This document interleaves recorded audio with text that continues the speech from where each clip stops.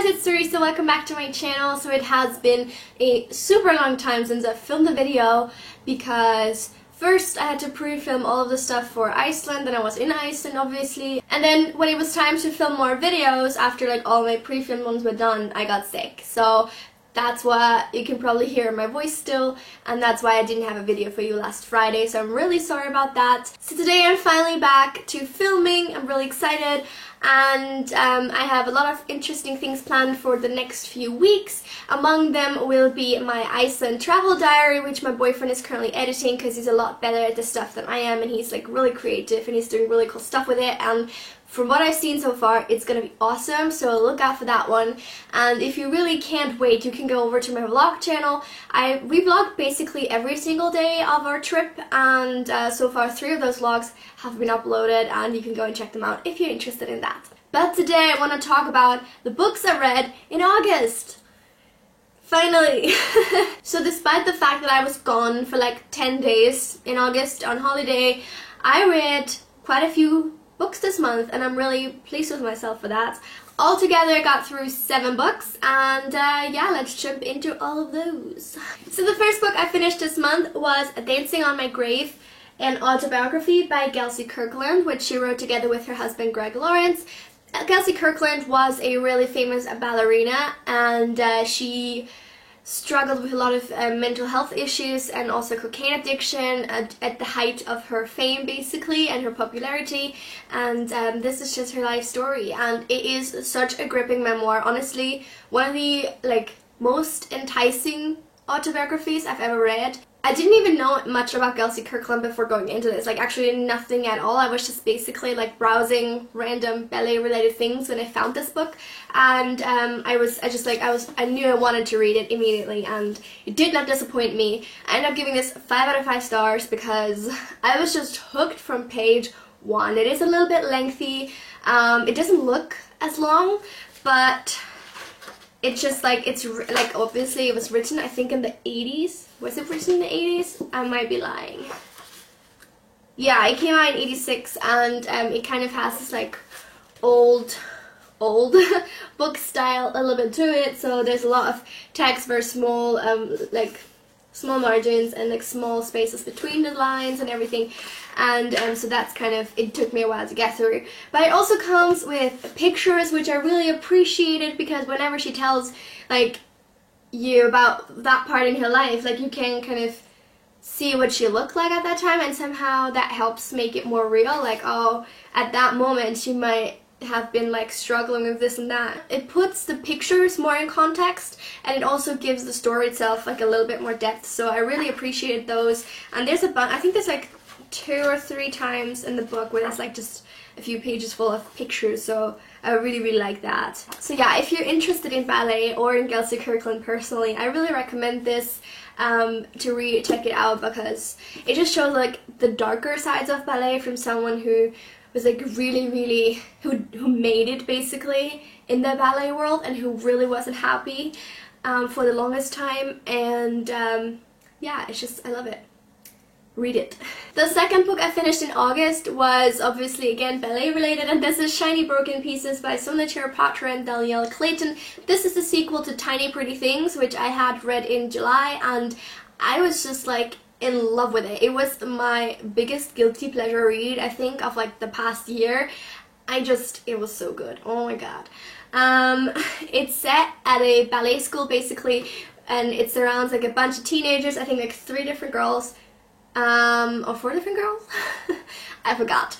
But they're basically, in the first book they're all kind of fighting for the lead role in a performance, and in this book they're fighting for kind of like a place at the company that like corresponds to the school. Like, you know how sometimes the companies, ballet companies, get like, have like designated ballet schools that they get their dancers from, so that's kind of what's happening here in this one, and it's just like, it's so much fun, honestly. It's like, so addictive.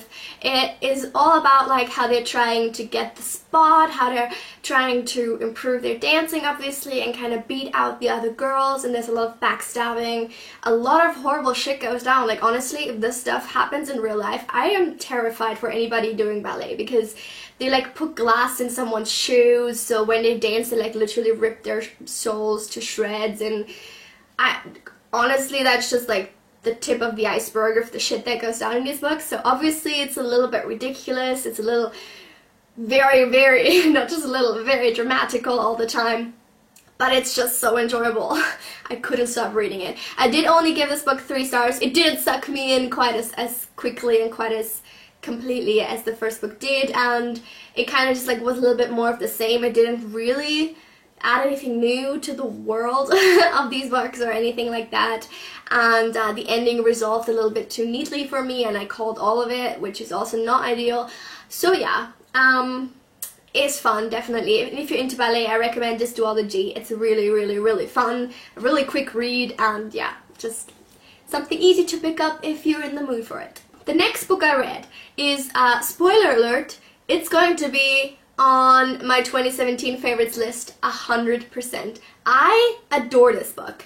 I loved every single second of reading it. It was the best time. So good. Alright. Oh my god. I'm blown away. And that is Stay With Me by Ayobami Adebayo. Girl, why did this not win the prize? It is longlisted and obviously also shortlisted for the Women's Prize for Fiction, Bailey's Women's Prize for Fiction of this year, and it was so good.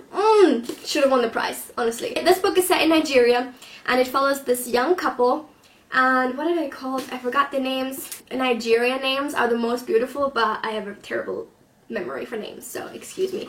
But it's, and I can't pronounce them. Yejide and her husband, what's his name? Akin? Yejide and Akin. They've been trying to have kids, and it's not working, because apparently Yejide is barren, and so her husband's family pressure him to take a second wife, which in this culture is apparently quite common, and neither of them is really happy with it, but he does it to oblige their wishes, and then the story starts from there.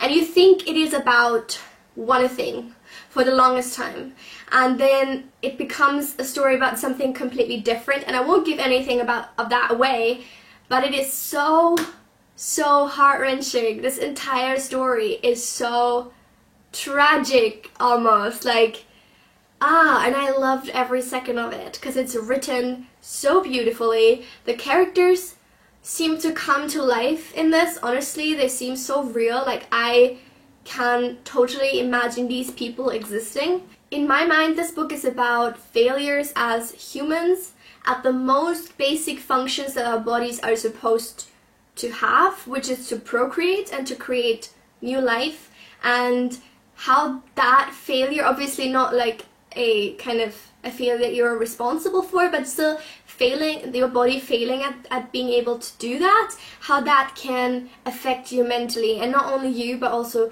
your surroundings, your family, how having children isn't something everybody wants, but it can be the most debilitating thing if you want it and you cannot have them. And how this really can take a heavy toll not only on the person themselves, but also on their partner, on their family, on like every aspect of their life, and especially in such a like traditional culture, I would say, as this Nigerian one is being described in this book. And yeah, it's just such an interesting exploration of that, I would say. And in that sense, it makes this book and its characters really relatable, because even though I'm not Nigerian and I'm not married and I'm not trying to have children but can't, and I'm not like threatened by, you know, my non-existing husband taking a second wife or things like that, it is so relatable. I think in that sense it's something everybody can relate to, because it's such a basic thing in all of us that you just like expect that you can do, and that can be like the worst thing in your life, finding out that you can't. So at the end of the day, I thought this book was so well written, so well constructed. It dealt with its themes in such a like marvelous way. I honestly can only recommend you read this if you haven't done so already. 100%, like 10 out of 10 stars, if there were that many stars. Definitely recommend. Then I read another great, surprisingly great book, and that was Tender Morsels by Margot Lanigan. This is a very, very imaginative and creative retelling of Snow White and Red Rose, which I believe is kind of one of the more obscure fairy tales that fewer people know about. I won't go into the details of the actual fairy tale, you can look that up on Wikipedia, but this basically follows Liga, a young girl, and I will say this now, this book deals with a lot of gruesome things, and it deals with them in a very explicit manner, such as rape, sometimes even gang rape, incest, like emotional and physical abuse. There's a lot of shit happening in this book, and if that's not something that you want to read about, then don't read this one. So it follows Liga, who lives with her father, who repeatedly rapes her and then forces her to have abortions when she gets pregnant. And I think at the beginning of the book she is like 12, 13, it's hard to say. I can't remember, but she's very young, and it's really, really hard to read about this.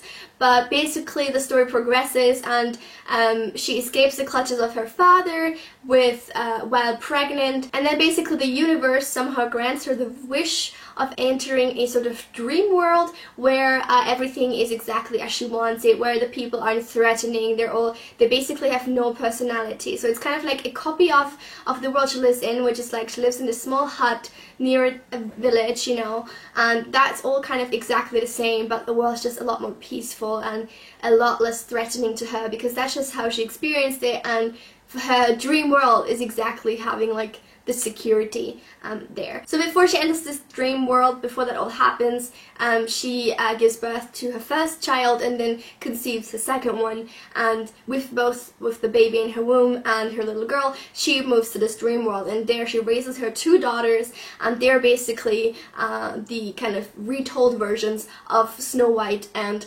Rose Red. And then the story progresses from there. It's really difficult to explain because it's so intricate, and I feel like to some degree you should know the story of the actual fairy tale before going into this, just so you can pick up on the parallels. But basically it is about like how the dream world of one person might not be the best fit for someone else, because particularly one of her daughters doesn't feel quite you know, fulfilled by this dream world, and she finds a way to actually go to the actual world, and like things happen. It's really, really like well written, I would say. I really enjoyed this book, as far as you can call it enjoyment, when such gruesome things happen to people that certainly do not deserve it, and it doesn't really let up. Like there's a lot of shit happening throughout this book.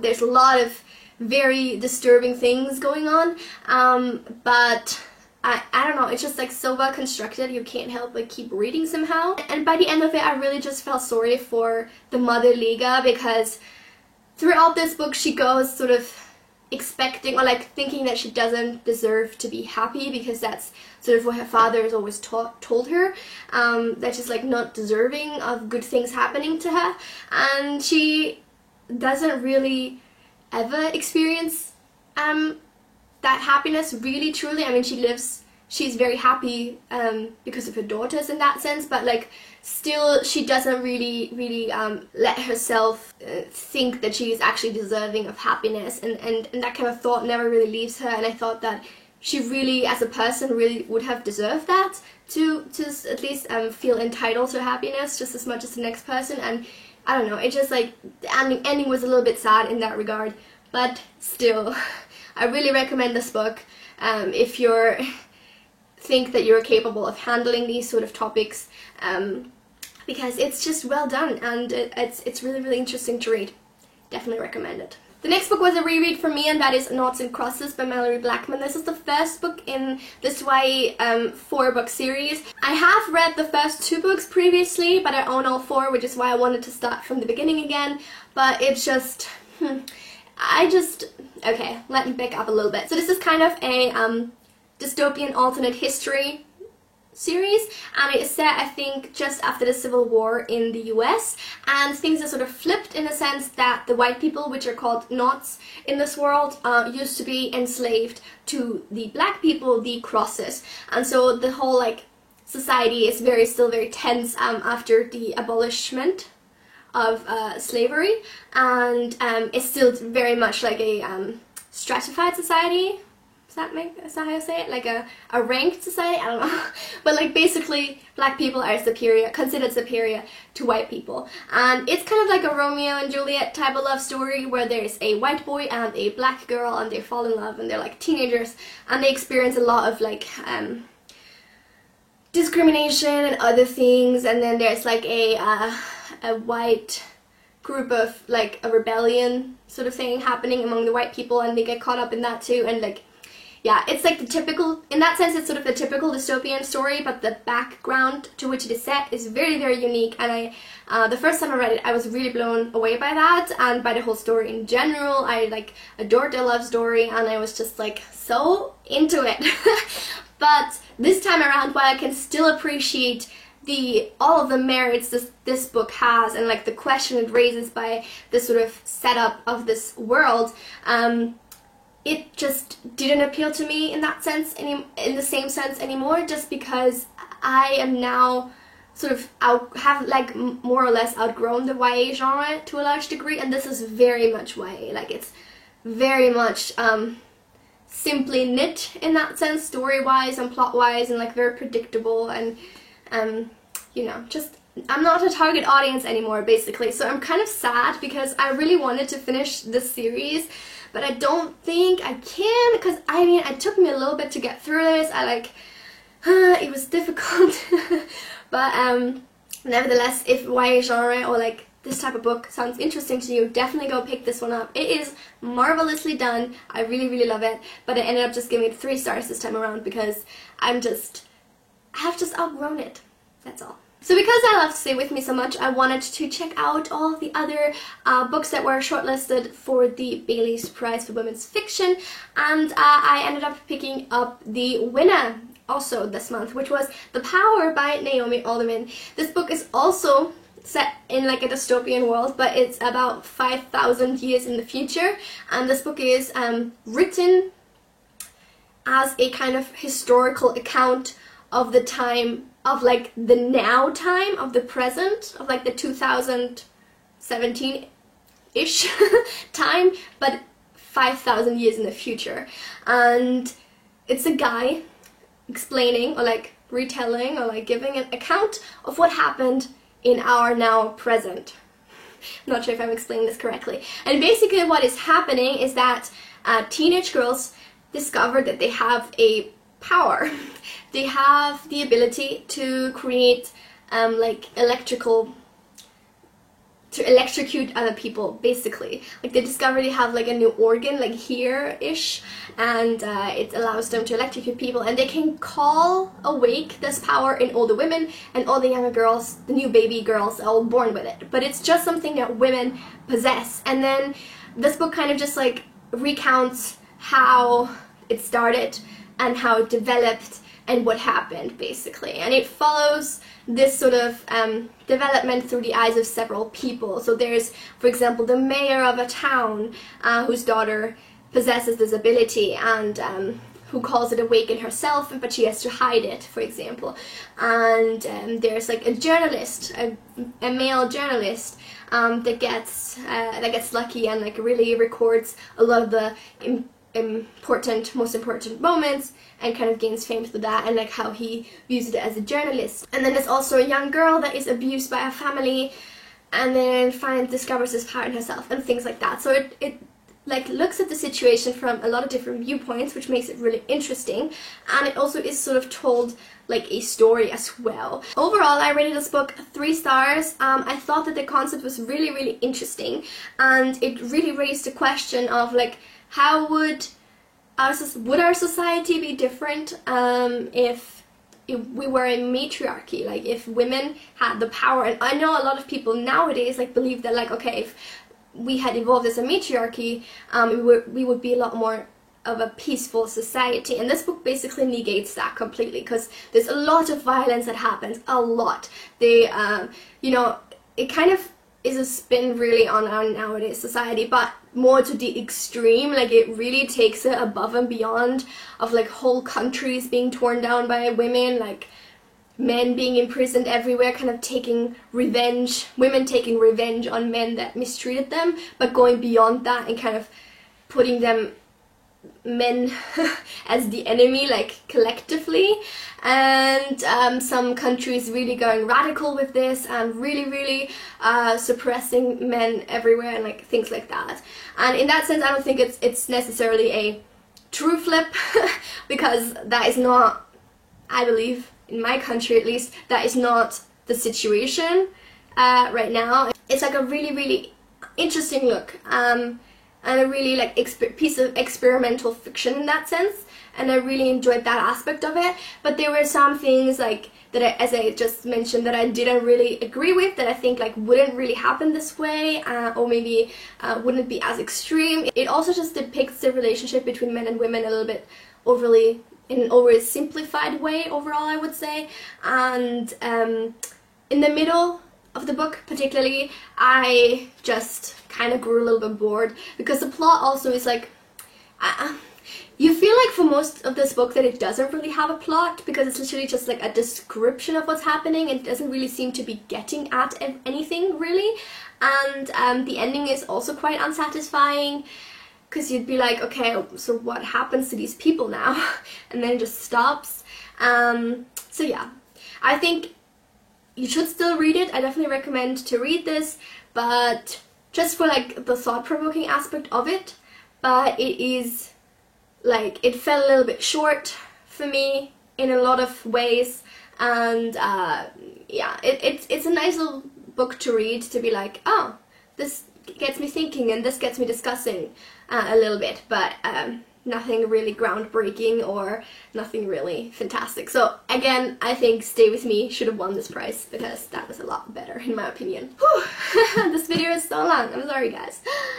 I have a lot to say about all of these books, but for the last one I will keep myself a little bit shorter. So randomly, very randomly, I picked up A Clash of Kings by George R. R. Martin this month, and I read the whole thing. And you wouldn't think that you could read a book this size randomly, but I literally, like, I don't know, like, obviously, for obvious reasons, I was in a huge Game of Thrones mood this month, and I think just after the penultimate episode aired, I was like, come into my arms, and I literally, like, read the whole thing. It took me about a week. It is crazy long, and this obviously, I think I've heard that the first two books are pretty much exactly the same as the TV show. And so that was very much obvious in this book. It's definitely interesting. As you can see, I marked up a few things that were like prophecies, or like really fun moments, or really like kick-ass moments on Arya's part or something like that, and just like things I enjoyed. But for the most part, there weren't any surprises, obviously, because I've seen the show. So it's hard really to rate this book for me, because I love the show, and I feel like if I hadn't seen the show before reading this, I probably would have given this 5 stars, but there weren't any surprises, obviously, which is my fault. So I gave it 4, just because I don't really know how I would have rated it if I hadn't seen the TV show. But anyway, I definitely enjoyed it. I think it's nice to get more context on everything, because obviously the show is like shortening everything and like leaving some parts out that might provide a bit more insight into certain characters that I really enjoyed. I hope to continue the series soon, but this is one of the shorter books, I think, out of all of them, and this is like 960 pages or 70 pages, so we'll see when I get around to doing that. And yeah, that is it for all the books I read in the month of August. I'm really sorry this video was overly long, but I hope you still enjoyed it. Leave a comment down below, please, telling me if you've read any of these books and what you thought of it. And also let me know what was your favorite book that you read this month. Thank you so much for watching. I will see you soon with another video. Bye!